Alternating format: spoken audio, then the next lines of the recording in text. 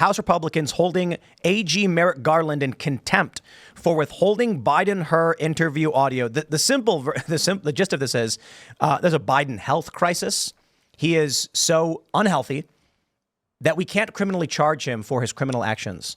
But I guess you were there, Matt. Do you want to break down for us what's going on with this? Well, I mean, rah, I guess, Tim. I mean, just zooming out, okay? We have a situation where Donald Trump is the leading contender for the presidency. He's facing unprecedented lawfare. We have the people who are involved in the state and local prosecutions going to meetings at the White House, communicating with officials at the DOJ, absorbing into their workforce senior officials from the DOJ. This is the big problem with Merrick Garland and with the Department of Justice. When we ask for those records, those calendar meetings, those emails that will really reveal to the public a new thing that people need to know, we send letters, we don't issue subpoenas that we're willing to enforce, and we just let that go. And then meanwhile, we get you leading the A block on the Timcast with, we have held Merrick Garland in contempt because he is holding from us something so rare as is Joe Biden potentially being mentally and physically feeble. I'm like, we just watched this guy probably crap his pants at D-Day. Okay, nothing on the Merrick Garland video is going to be worse than we've already seen. But we choose that for the unprecedented power of contempt, and then we just sort of leave unaddressed the actual real issue. So yeah, I voted for the contempt. We have a right to the information. He's the president of the United States. There's an impeachment inquiry. He should have given it to us. But at the end of the day, I will not take any congratulations for House Republicans for this move, because it is like the lowest of lower energy action. And actually, I think it's rather misdirected.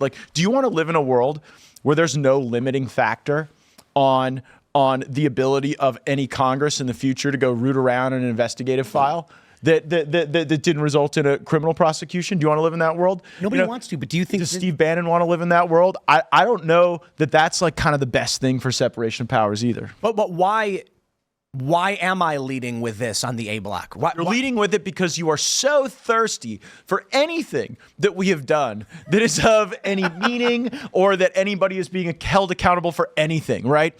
It's like when the families go to SeaWorld, and what the sea lion does is not all that impressive. Jumps up, does a flip, but after you've been there with your kids all day and you've been sitting in that line and you've paid the $80, whatever that sea lion does is going to be good, and you're going to applaud, and you're going to pay for the $12 hot dog. I'll give you 95% spot on. The 5% I'd say is we lead with what you guys do.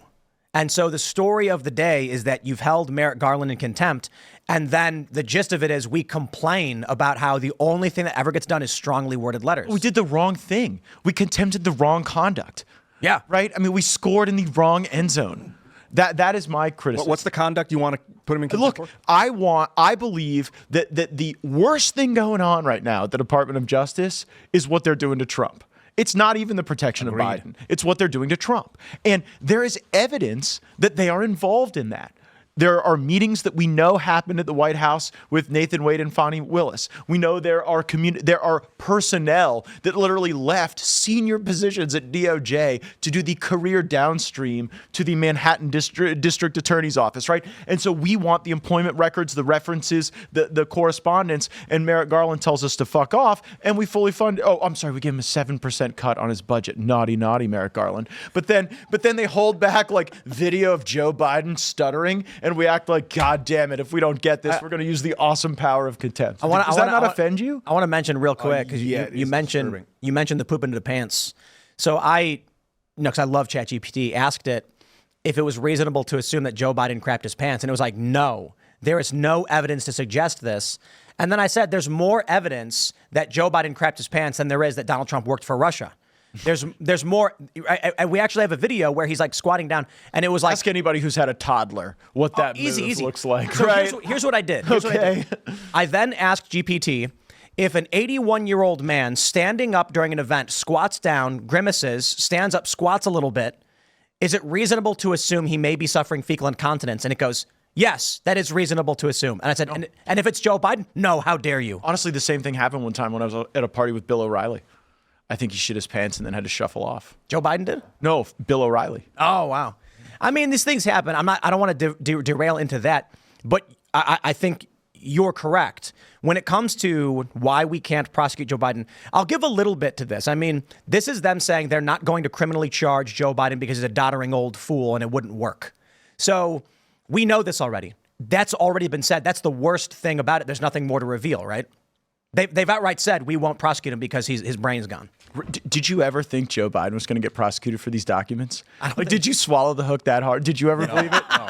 Right. I mean, what are we talking about here, Tim? Okay, well, he was never going to get prosecuted for this. Rob Hur, the guy that they selected to be the special counsel for this matter, was Rosenstein's right-hand man, henchman. Whenever we tried to get answers out of Rosenstein, out of the Hillary stuff, it was Rob Hur that was playing block and tackle. I mean, he is a deep state capo. Right. The fix was in on this. So I don't. So what I've long resigned. I rag on the Republican Party quite a bit. Not nearly as much as Democrats, because the Democrat Party seems unified in their chaos.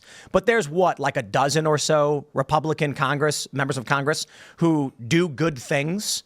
And so I don't really expect a whole lot from them other than strongly worded letters. That's the running meme. That's all they're going to do. No, look, I think that Tucker Carlson taught me the power of humiliation is very real, and particularly public humiliation. And if we can drag these people forward with the power of the subpoena and we can browbeat them, we can alter their conduct. There will be no drag queen story hour in the month of June on military bases this year because of the way I dog walked Lloyd Austin. Okay, the policy changed as a consequence of that. Now, we have to do that at great scale in every committee with vertically integrated subpoenas, the way the January 6th committee did. And instead, we play the typical Washington game. And you know why? Those strongly worded letters make people money. Like, imagine you're the corporate entity, right? And you get those. There's a whole little cottage industry of lawyers who used to be congressional staffers who take those letters and they joust back and forth, and all their kids are in the same soccer leagues together and they're part of the same kind of social class of DC. And it's all meant to be professional wrestling. And the way you know that's the case is because we don't use the power of the purse. Why not?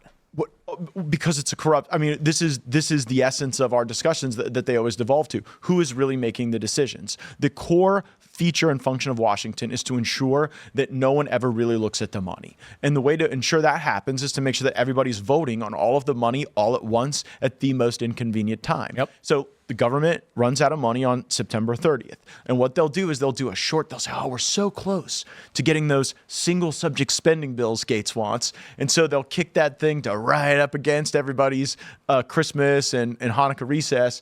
And then they will jam us with one of these omnibus bills where it's you take it all or lose it all. And they will have bought enough people off with earmarks and a special accommodation for you and a win for you to take home to your district, where we will continue this downward slide that I warned about at our open. What are these vertical integrated subpoenas you mentioned? So I remember we had a great episode. I still run it on the Gaetz Network, which people can find on my Rumble stream at @RedMattGaetz.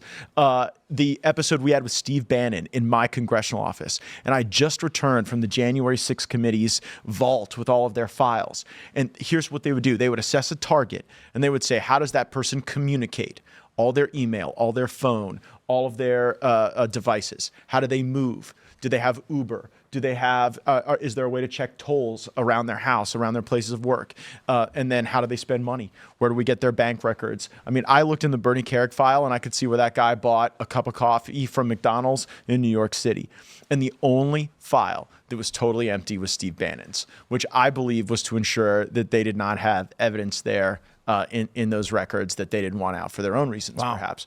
But that was all a surprise to Bannon that we broke on the Timcast. So that is how you do it. You go after how they communicate, how they move, how they spend money. And then once you get a target, any person of significance in this country has all their electronic life on probably at least 3 or 4 devices or in places, in clouds or with different servers. So they would subpoena, both sides of an email. They would subpoena the email service provider. They would go to the assistant. They would go to a spouse that might have access to records or family members. And they got a full picture on people. And then it was to acquire the target and then to find some basis to do that person harm. If you were going to do vertically integrated subpoenas, for Merrick Garland? It would be like you just find his bank records, his Uber transactions, all these things, Look, and then I would ask him for them. I would start with what is the conduct that we know was connective tissue between the Department of Justice and these state and local entities, right? We know there were calendared meetings that occurred at the White House. So let's get all records in and out of that meeting. Let's get the travel to and from there. Let's get all of the correspondence from the people who attended those meetings in the 24 hours before and after. If they're not provided by the subjects themselves, you go to their assistants. If they're not provided by them, you go to their service providers. And eventually you find somebody who's going to give up the information, right? Who was the biggest witness in the January 6th matter? It wasn't any of the principals. It was somebody's assistant, Cassidy Hutchinson, because she had records. She knew who had attended meetings. And then she was able to lash lies onto things that occurred with the appearance of validity when, later when that was probed, it was proven false. She lied, claiming, but I guess it was like a hearsay thing where she's like, I was told this thing happened, that Donald Trump lunged to try and grab the steering wheel. And it would imply that Trump has the ability to phase through solid matter because there's a barrier in the vehicle. He can't just do that. He's just that good, I don't understand. Are these people cognizant of their evil? Do they know that what they're doing is evil? I think that there is an intricate system in Washington that brainwashes people, that is well-resourced, that has human talent around it, and that creates kind of a nurturing ecosystem for people to come into that embrace when they feel as though it's the only place for them to turn. Cassidy, for example, wanted to go down and work after January 6th, was dying to go down to work in Palm Beach County. Asked me if any of my friends had places where she could stay while she got permanent housing, was eager to go work for Trump. And then, when that employment situation didn't work out, I don't know if it was personality conflicts. Some folks said that they didn't like her contacts with the media. But then all of a sudden she felt isolated, and, along comes a Liz Cheney and say what you want about the Cheneys, and I've probably said it all. It's not a universe of amateurs. It's a group of people who've done this for a long time at a very high level. Do you think that the Justice Department is ultimately a savable institution, or is it sort of so deeply corrupted, there's so much interpersonality issues there that it's not something that you could just turn over by getting a new AG? Personnel is policy there, and you've had a lot of the same people who rotate into the Justice Department, out to big tech and to big business, and then back to the Justice Department when things change. Like if you look at the people who've worked at DOJ and then go and end up working at big tech companies, it is the true revolving door, even more than the White House. And that's why actually big tech never gets held accountable, because they want to create just enough virus where they can then sell themselves and their buddies as the antidote. Meanwhile, the American people see their interface with the digital world change for the worse. So I think that personnel is key, but also devolving authority outside of Washington is key. Like we've talked about ways to make the U.S. attorneys who live in the communities, who have to show up at the local grocery store and worship at the local church, more empowered to make their decisions where everything is not run through this praxis up here. And also with the Justice Department, I think that getting them outside of Washington, D.C. would be better. And this is an area where I disagree with President Trump. Like President Trump believes Washington, D.C. has become a shithole, and that the only way for America to achieve her greatness is to have a great capital city. And it has to have our institutions, our buildings. You're real estate minded. Yeah, people can't, defecate on the street and live in our parks and green spaces, that has to be a place of splendor. And he thinks sending the FBI to Thule, Greenland, as I would, is improper. When with these subpoenas you're talking about, these vertically integrated subpoenas, if they were issued widely, would it then? So I imagine none of them have been issued yet, but you want these to be issued by the House of Representatives. Is that how it works? I would rate our distribution of subpoenas and enforcement thereof at maybe a D+, C-. And I say that with no joy. Let me give you an example, Ian. The House of Representatives in the 218th Congress has never subpoenaed Hunter Biden for testimony in public. How do you explain that? If we're shooting for the pin, if we're not laying up, how do you explain that? I kind of think that the establishment, the uniparty, whatever you want to call it, has been in consistent control of Democrats and Republicans for decades. And in 2016, probably a little bit before that, we started to see insurgency within both parties. You had the more lefty populists, you had the right populists. For obvious reasons, I think we saw tremendous success among right-wing populists in getting into the Republican Party, much to their dismay. And they're desperately trying to shake loose this MAGA, Trump, or populist faction. We're like long COVID. We don't go away. But you look at AOC, and she's supposed to represent the left populist. Yeah, but she's fallen in line instantly. Yeah, she's totally What co-opted. part co-opted her? Well, the moment she gets elected, the moment she wins a primary, she's backtracking her stance on Palestine and Israel. And the left immediately came out and they were like, we thought you were on our side. And all of a sudden she's like, well, no. Well, she has constituents. Then there was, I can't remember the specific moment. Do you remember when Pelosi came to her and told her to vote? I think it was the speaker vote, right? Right. She said, like you see on the video on C-SPAN, AOC is voting. I think she was voting. What was it? She was voting no or something. No. She voted for Pelosi, and what she got for it was a spot on the Financial Services Committee and the Oversight Committee, which didn't for she a freshman is getting paid. She switched her vote.